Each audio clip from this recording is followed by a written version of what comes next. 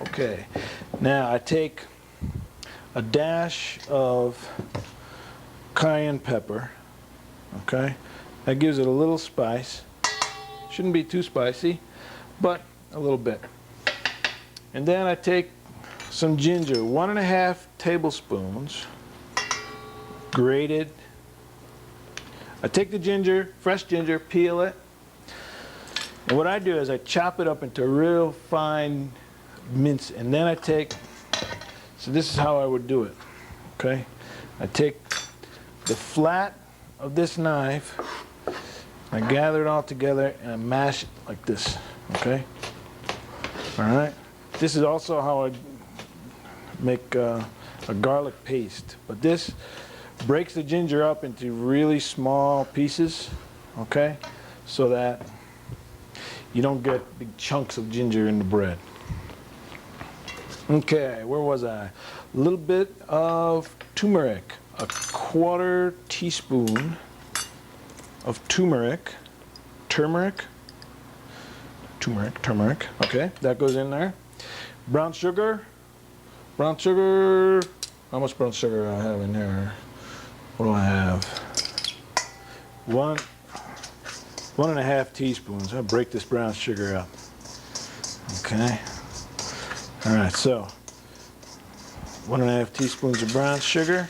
We're getting there, almost all our ingredients. Now, I take some ghee, okay?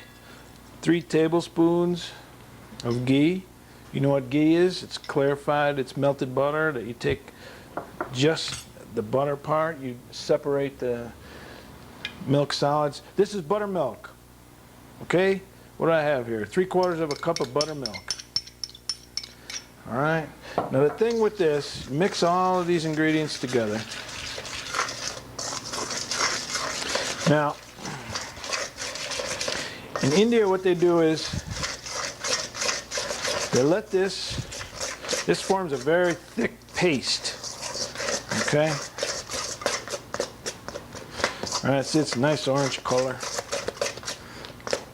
But what they do in India, and what I'm not going to do here today, is that they let this sit, okay?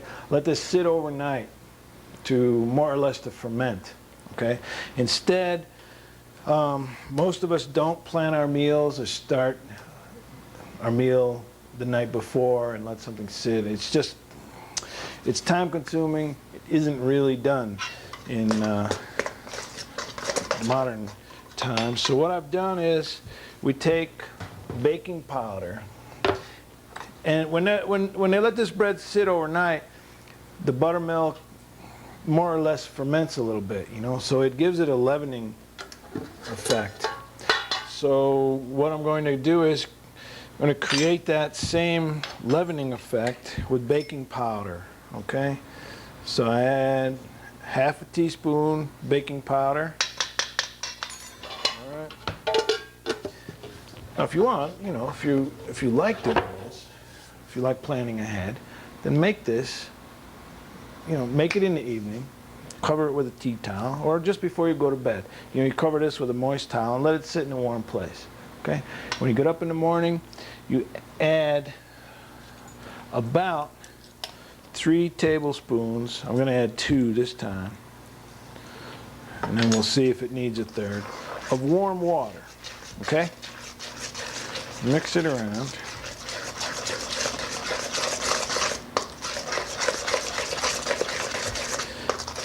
Up. So then in the morning you set up your steamer, you have this.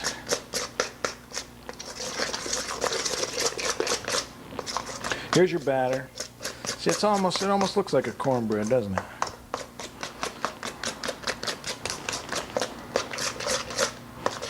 Now just let that set for a couple of minutes. You know, there's one thing that I forgot, very important, is a little bit of a 1/4 teaspoon of, this is called hing. H-I-N-G. You see that? You can get this in stores that specialize in foods from Asia. Okay, this is the resin of a plant, and they make this near Agra. Actually, they make it in Agra, where the Taj Mahal is. Okay, so you can smell it. Some people say they use it as a substitute for garlic if garlic bothers them. It has a very strong smell and a very strong flavor. So you want to use just a little bit, 1/4 teaspoon. Okay, so now I have this pan. I have this with some. This has some butter in it. Okay, for so the bread doesn't stick to it. This has a little bit of ghee I've spread in there. Now I take the batter, and just put it right into here. This will come out fairly. This time it'll come out very thin. Sometimes you can make it maybe double this recipe. You can make a thick bread, you can make a thin one. It doesn't really matter. Tastes the same. But when this is finished steaming, when it's cooked, I take some chopped cilantro and coconut and top it with that. Now, one of the other things is that I mentioned the fermentation process of this. It's an overnight process. You really don't have time, where we don't cook things overnight on this show. But anyway, one of the things that also does is it helps to make this bread a little more digestible, okay? Because it starts to break down some of the proteins in the chickpea flour, and it'll be a little bit more easy to digest. But this is already, it's not like this is going to come out like it's going to be hard to digest now. Anyway, so what I've done, let's take this over to the stove. And what I've done is I've made here, I don't know if you can see this real clearly. Let's take it over, pull it over to this burner, okay? Now what I have here is a hotel pan. I have water in there, and I also have this baking dish. Okay, I have boiling water in there, and the baking dish will hold this pan up out of the water. You don't want this to be a double boiler, you want it to be a steamer. Okay, so the water's boiling. I balance this onto my baking dish. Okay, it'll be balanced. It'll wiggle around, but it won't fall over. Okay, this is boiling now, and I cover it. Okay, let it steam. It'll rattle around, make a little noise, bubble up. This will cook for 20-25 minutes or so, and when it's done, you can tell. You can use a toothpick. Put a toothpick into it, it comes out clean. Your dokla is done. You take it off the stove, and we can chop up some cilantro, and I have some coconut. You spread the coconut and cilantro on it, and then wait. When it cools a little bit, you serve it. It's really, really good with any kind of, obviously, curries, or we make a dal. It goes really well with a dal. It's a really nice bread. Anyway, let's give that a few minutes to cook. We can check now. I can check on the potatoes. Not done yet. Put close. And our couscous.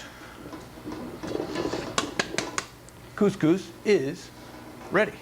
So, I'll take a, what have I got here? I got a spoon here. I can just stir it up, see? Fluff it up. Separate the grains so it's not all, you don't want it to be, see, if you cook the couscous, if you throw it in boiling water, let it boil, it'll stick together. It'll just be a gummy mess, basically. You don't want a gummy mess. You want nice couscous. So here, fluff it up, and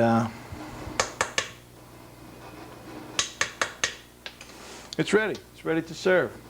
Okay? So, we got our dokla, we got our couscous, we got our roasting potatoes. We've been around. So let's come back in a couple of minutes and we'll check and see how the dokla is doing and how our roasted potatoes are coming along.